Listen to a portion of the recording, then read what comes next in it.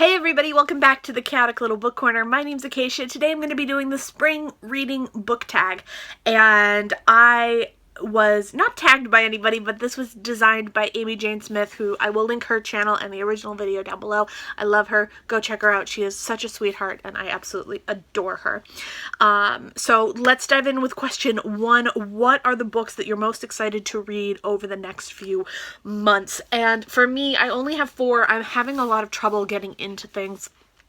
And I'll kind of talk about that a little bit later because there's another question that comes up. But the 4 that I'm really excited about are West Virginia by Joe Halstead, which I was sent by Unnamed Press.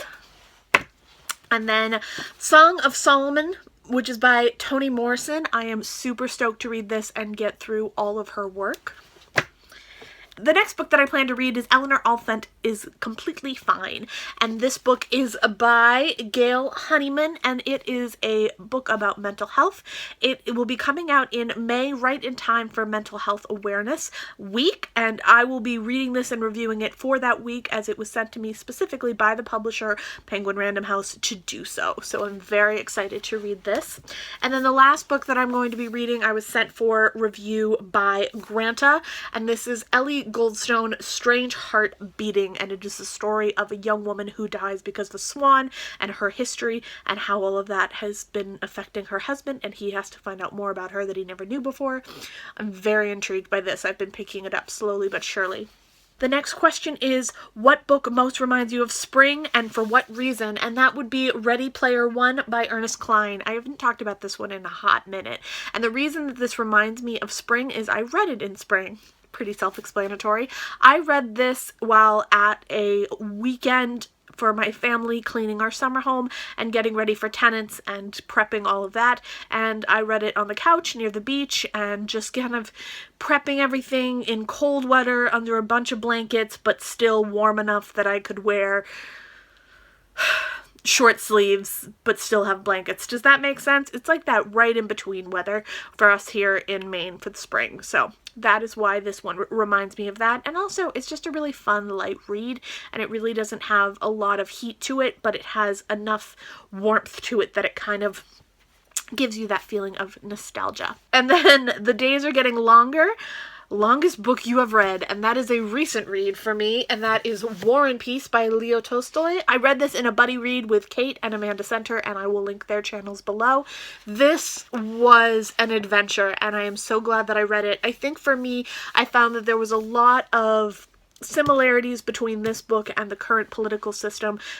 There was a lot of similarities between characters that have been written that I've read before that were definitely influenced by this book. There was a lot that I learned and kind of came to understand by reading this book. So I really enjoyed it, but I think that there's so much more to learn from it, and I plan to read it again someday. Then, what book would you recommend to brighten someone's day? And I haven't talked about this one in a hot second either. This is the Girl Who Circumvented Fairyland in a Ship of Her Own Making by Catherine Valenti. And I love this collection and this book series. Now, my little cousin loves them as well, so I've read them and gone to signings with her for Catherine. I think that this book is fun, easy, just so brightening and so wonderful, and such a great book to read when you're feeling low or feeling like you kind of want to go back to that younger age, but you don't want to go all the way back. It's wonderful. Then the next question is, spring brings new life in nature. Think up a book that doesn't exist but you wish it did. Now for me, that would be a science fiction dystopian world based around the mental illness community. A book that talks about what would happen if the mentally ill ended up in charge of the world. I think there'd be a lot more conversations about feelings, but that's just me. I would love to see that kind of talked over and written and see how it processes and see if it works the way I think it would. Yeah, that's my book of choice. The next question is, spring is a time of growth. How has your reading changed? So I went from being a young child and not being able to read to being an adult now and having the ability to read a full book in a day. I am very, very proud of that growth and that time that I spent learning how to put in the energy and learn to read and learn to process correctly. I think that reading is such a great thing for me, and it shows a lot of growth in my own personal ideals and also what I can do when I put my mind to something. I personally really love the growth I've also had with different stories and different books. So like when I first started reading, I was all about just reading the easy middle grade YA kind of stuff. Before all of that had the title of middle grade and YA, it was just the section that I went to. But then as I got older, I started to really dive into books that were more literary fiction, and then I kind of recently just got more into fantasy and sci-fi, which I really had not gotten into before myself, except for when I was much younger, and I lost that spark, and so I'm glad to have that back. And then nonfiction is new to me as well. So I've grown a lot, and I've learned a lot about my tastes and what I like and what I enjoy, and I've learned that more for me, the style of writing is going to define whether or not it's an enjoyable book for me, and I'm okay with that. And then we're a couple months into the new year. How's your reading going? For most people, they would say it's going great. I've read 50 books. I've already hit my challenge on the Goodreads thing. Like, great. Okay. Awesome. I myself don't feel as if I'm getting the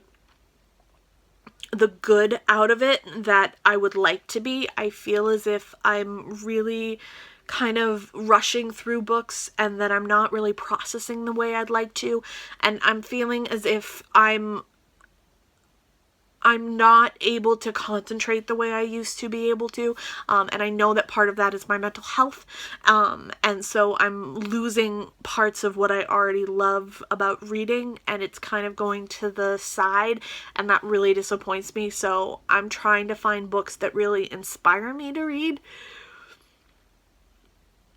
and really inspire me to get back into reading, because I miss that joy that I got from reading, because I'm not feeling it right now. And then, do I have any plans in the next few months that I am excited about? I do not. I think for me,